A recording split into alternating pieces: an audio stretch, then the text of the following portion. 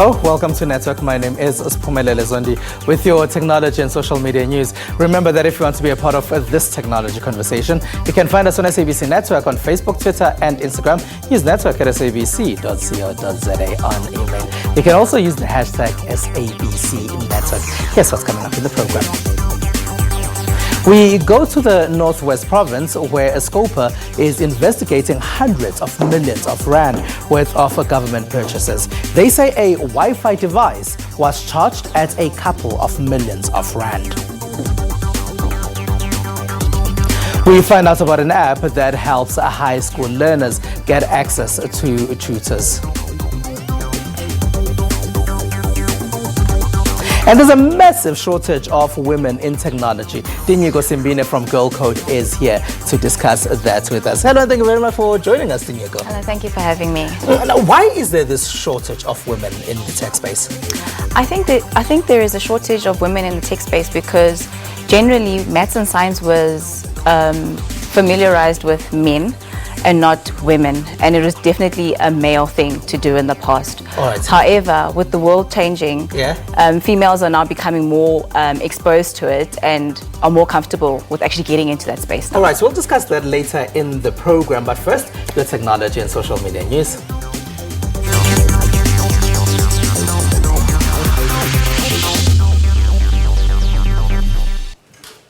Now imagine a Wi-Fi device that costs more than 5 million rand. That's one of the things Scopa says it's investigating in the Northwest Province. Overall purchases being looked into cost hundreds of millions. Silwane Kakane did this one. Scopa in the Northwest is demanding answers on how the provincial government has lost more than 400 million rand due to contracts awarded unduly. Amongst that of an ICT company, Nepo Data Dynamics, which allegedly charged government 5 million rand per Wi-Fi device. Whether it's a Wi-Fi router, but it's something that has to do with IT, which amounts to close to 800,000. But the price, by Nepo, it was inflated to 5 million. And it was, they purchased 4 products. So it means close to more than 20 million was paid by the department. The Office of the Premier in the Northwest says this contract is among a number that is currently being reviewed. We are busy now with verification of all those payments. And if needs be, we have requested that portfolios of evidence of work that is supposed to have been done be provided. But beyond that also, to also justify the payments as to whether they are equal to the weight of work that is said to have been provided. The community of Ottosdal is one that benefited from a project that has cost millions of taxpayers' money. The internet helps me with the things I need. It helps me with schoolwork. Contracts found to have been inflated may soon be terminated and legal action taken. Now imagine playing video games without any music or audio on them. Do you ever think that someone needs to compose the music that you hear when you are playing those games?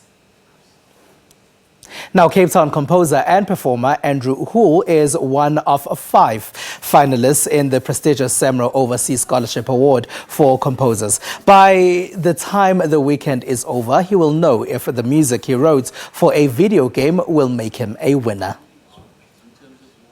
One of my pieces that's being performed tomorrow, the Bombero Suite, the themes and the motifs from it come from a video game soundtrack that I composed late last year and early this year, and I was able to use that material.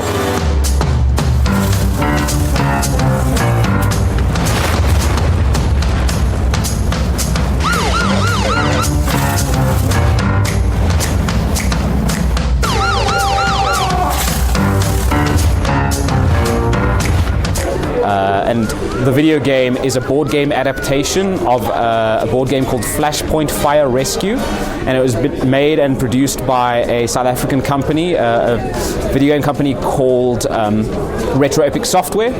And so at my studio, Sound Foundry, my business partner and I, we did the sound and the music. I composed the music for the video game.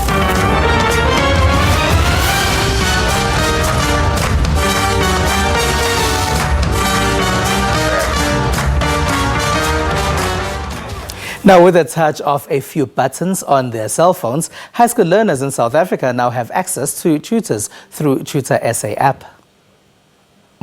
With the prelims almost over and the final matric exams on the horizon, there is no doubt our young matrics are working the midnight oil across the country to get ready for the biggest exams of their lives. For those who are feeling the pressure, help is at hand. There are a number of educational apps and services available.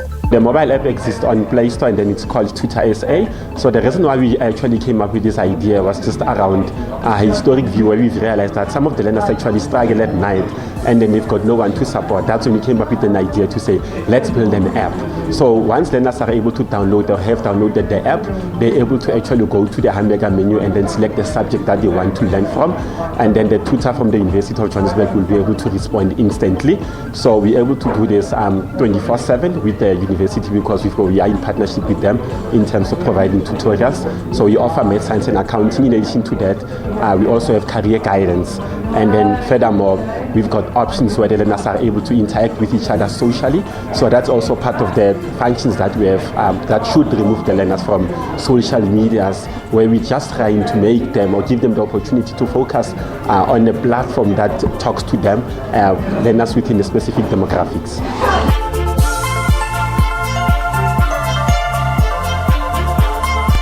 With this app, what have been effective is that now they are able to raise questions at nights, where else there are people that are helping them at nights. With this online app, now whenever they have a question or struggling with any question, they can just show up their question on the app, and as us tutors, we are managing by all means that to answer them and all that.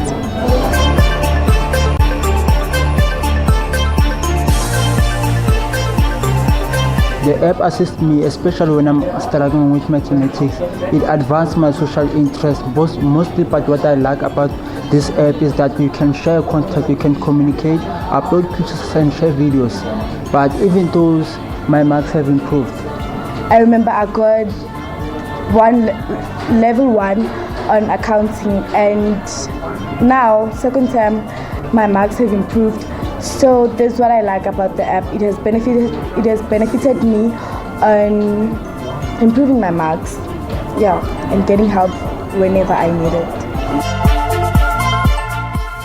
Let's go to Madagascar now, where a local program is giving tech skills to youths from disadvantaged communities. This is to save them from a life of crime. Many would often get recruited by local gangs. Even the police now promote the skills development program in order to keep a lot of these young people out of jail. Organized gangs known as ferocious or wild ones in the local Malagasy language recruited youth to rob people in the city. The insecurity was also fueled by rivalries between gangs. But today, the city is improving on safety after authorities and local civil society groups set up a project to teach jobless youth different vocational skills. Since 2016, over 200 youth have received training in the Sikrin Training Center. They learn about electromechanics, combustion engines, sheet metal work, computer graphics, carpentry, and stone masonry, among other skills. The project is supported by the International Labour Organization.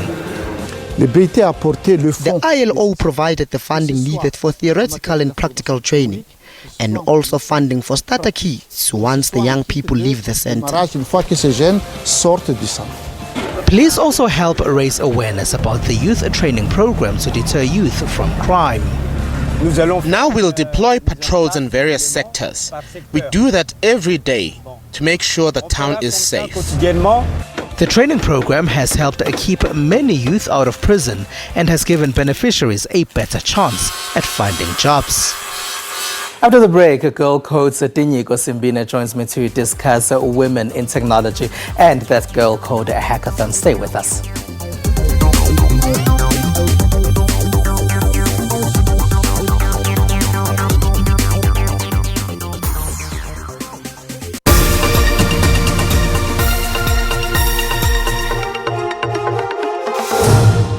We are tired and we want people to take action. We want government to take action because women are being raped, women are being killed, women are being sexually and physically abused every day.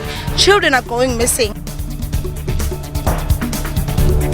See men at the forefront of this march is what softens the heart and makes us all feel proud of the type of men that we have in our country.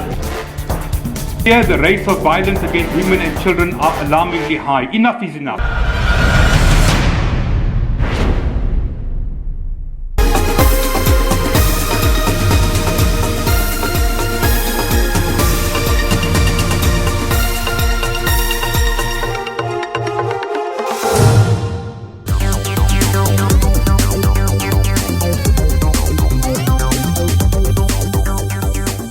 It is the SABC Network on Facebook, Twitter, and Instagram. News Network at sabc.co.za on email. Thank you very much for being a part of our network.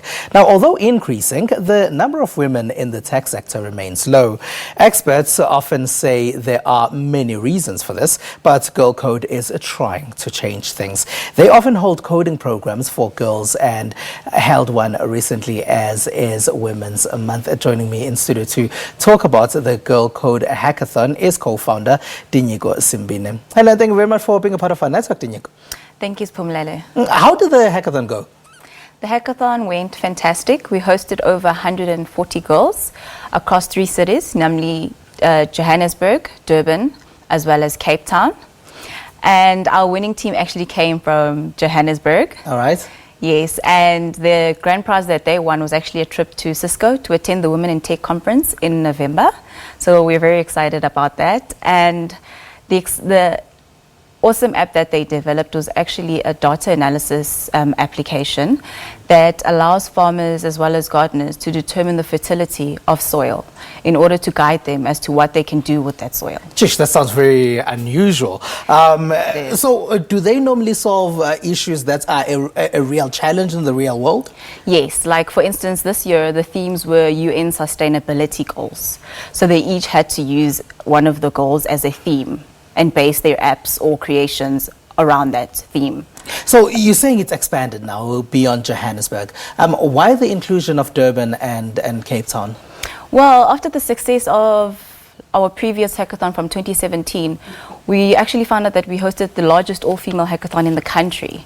And therefore we had various questions from students from various parts of South Africa asking us to come through because they also would like to showcase their skills. And also, I mean, as Girl Code, we aim to approach as many girls out there. So it makes more sense to actually host it simultaneously in more than one city. Now, you're one of the founders of Girl Code, Dinyiko. Why did you decide that you wanted to be a part of this initiative? Why did you start it? Well, my involvement with Girl Code came about because of one of our co-founders, Zandile Kebine. So she had been in the tech space for quite some time, and after what she had observed in the tech space, she then came to myself and Jeanette, my other co-founder, and actually raised the point to us that actually in the tech space it's just so male dominated. Why do you think that is a problem? We touched briefly on that in the beginning of the show. Why do you think it's a problem for young women, especially from those communities, to get into the tech sector? You said it's maths and science. Yes, I think the main issue is that maths and science has in the past has been a male thing, and most girls haven't been exposed to the maths and science and technology world, and it's always been seen as a boy or man's world rather, and the girls aren't even aware of the opportunities that are available to them through the different courses that the varsities offer, as well as the different career paths that they can follow in the ICT space. How did you start? Why were you interested in getting into the tech space? Okay, well, I got into the tech space because, with all the developments that we noticed in the tech space, And also I've always had a passion to help those in need. So when I realized that, oh wait, now that the world is changing so much and so many people are getting left behind, I was like, okay, wait, maybe I can help bridge that gap and join Zandile as well as Jeanette in closing this gap and creating as much awareness as possible. Do you see things changing in future with programs such as yourselves? Do you see more young girls being interested in the tech space and getting involved? Yes, of course, especially through one of our recently started programs, our Girl Coder Club activations in collaboration with CETA. So what we do is we get a school and get a group of 30 young girls, and we basically get them curious and get them coding and teach them basic coding. And from our first experience, I actually realized that these girls are actually very interested in this, and they actually adapting quite easily to it. And it just shows you that if with enough exposure, they can actually do great things. And so we look forward to having more interactions with. How easy is coding? Because when you say coding to a lot of people, they panic. No, it's very easy, but it depends on the type of language. It can start from very basic to very advanced, but pretty much it's as easy as basically you and I can just do it off the bat. So yeah.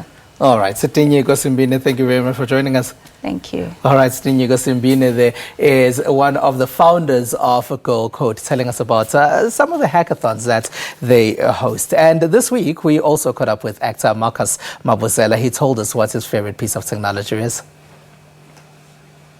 Hi, my name is Marcus Mabusela. I'm an actor and a content producer. My favorite piece of equipment that's technological has to be my laptop. You know, I've gone through many laptops. I've used an Apple and all these other brands, but my Dell laptop has to be by far my most favorite because it's a very easy has a very easy interface, you know, in terms of, you know, interacting with it, and I'm able to have as much storage as I can. I've got about 1 terabyte of external hard drive that I put all my documents in, and it's never crashed on me, not even once. So definitely my most favorite technological gadget has to be my Dell laptop.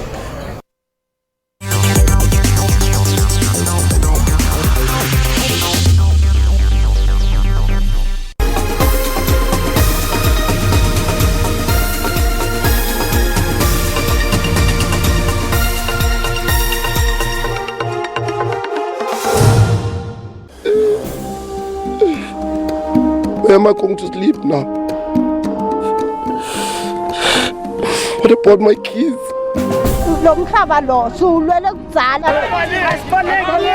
There is bribe involved because we are not aware that they will come today. People are being evicted about 2 months ago in May. We served the first court order. This is private property.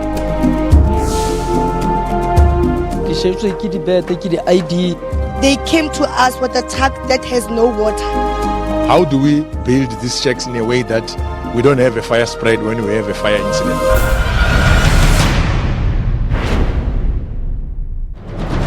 We probe. His bone crushed on 3 places, so he said, well, we're gonna have to amputate. And I was like, what? We confront. This young girl was abducted when she was 16. She was sold off by her older sister. Now, in grade 11, she has 3 children. And we expose.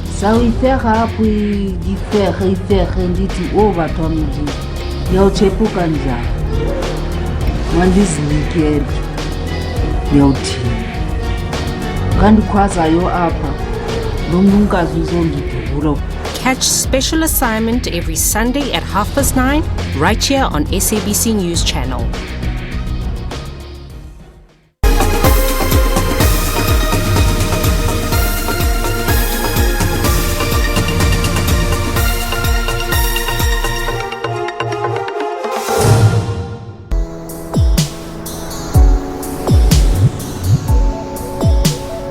SABC News celebrates Women's Month.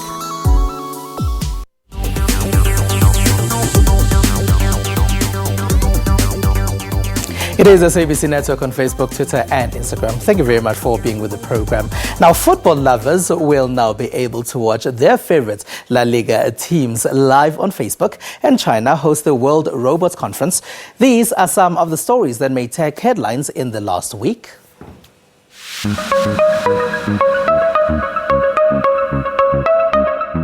Spain's top-flight soccer division La Liga announced on Tuesday a landmark deal with Facebook, which will allow viewers in the Indian subcontinent to watch every game over the next 3 seasons for free on the social network. I wouldn't say it's a shock to broadcasters. I think this is one of the things that we've been talking about for a while. We've been expecting that social media and new media will be the new players on this field. So it's not a shock. I think it's what we will see more and more in the future. Facebook has already done this. They've already bought the TV rights for Major League Baseball, and they tried to buy the cricket league rights. So it's not really a shock. It's just a progression. It's an evolution of the broadcasting field. The games will initially be shown without any adverts, although Hutton said Facebook is doing trials and advertising on live content in the United States, which may be replicated on its La Liga coverage at a later date. Now heading to the US of A. NASA on Sunday launched a probe that will head closer to the sun than any other spacecraft before it, enduring wicked heat while zooming through the solar corona to study this outermost part of the stellar atmosphere that gives rise to the solar wind. The Parker Solar Probe, a robotic spacecraft the size of a small car, launched from Cape Canaveral in Florida for the planned 7-year mission. It is set to fly into the sun's corona within 3.8 million miles, which is about 6.1 million kilometers from the solar surface, 7 times closer than any other spacecraft. And now in China, an international contest in brain-computer interface technology is being held at the ongoing World Robot Conference, which has brought robotic scholars and entrepreneurs from nearly 30 countries in regions to Beijing. The BCI technology enables the human brain to transmit orders directly to external devices by collecting, recognizing, and transferring the electrical activity from the nervous system, making human control and operation over robots more effective and convenient.